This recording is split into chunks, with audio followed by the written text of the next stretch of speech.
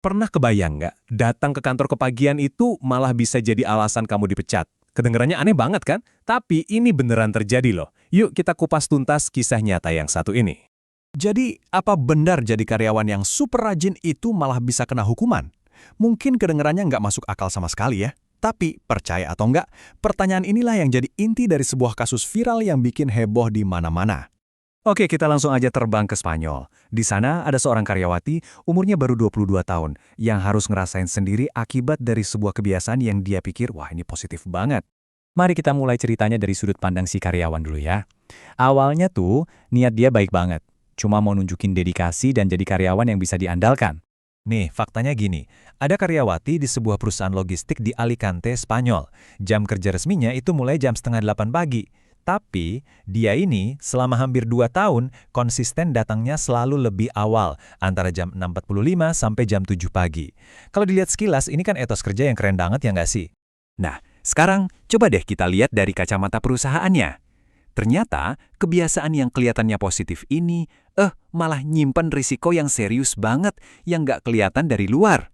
Terus kenapa dong perusahaannya malah jadi masalah? Ternyata ada 3 alasan utama yang ya masuk akal banget. Pertama, soal keamanan. Bayangin, dia sendirian di kantor sebelum jam operasional. Itu kan bahaya. Kedua, soal asuransi dan tanggung jawab hukum. Kalau amit-amit ada kecelakaan di luar jam kerja, siapa yang tanggung jawab? Asuransi bisa-bisa nggak mau cover.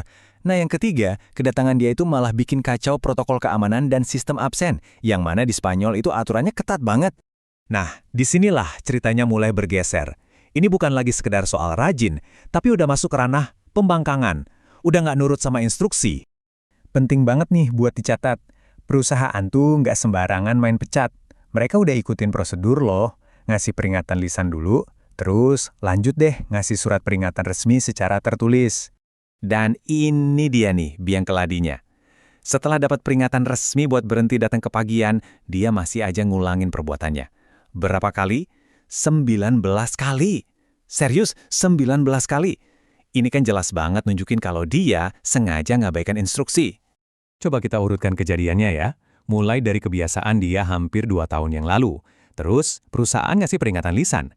Lanjut ke peringatan tertulis. Puncaknya, yaitu tadi 19 kali pelanggaran setelah peringatan terakhir. Jadinya ya, perusahaan udah nggak punya pilihan lain selain mecat dia. Tentu aja, ceritanya nggak selesai sampai di situ. Si karyawan ini merasa nggak adil dong. Akhirnya dia bawa kasus ini ke pengadilan. Nah, disinilah keputusan akhirnya bakal jatuh dan menjawab semuanya. Dia nuntut perusahaan, bilangnya ini pemecatan yang nggak adil. Sekarang, coba tebak deh, pengadilan bakal mihak siapa? Si karyawan yang super rajin atau perusahaan yang patuh sama aturan? Dan jawabannya mungkin bakal bikin kaget sebagian dari kalian. Pengadilan Tinggi Valencia ternyata sepenuhnya memenangkan perusahaan. Gugatan si karyawan ditolak mentah-mentah.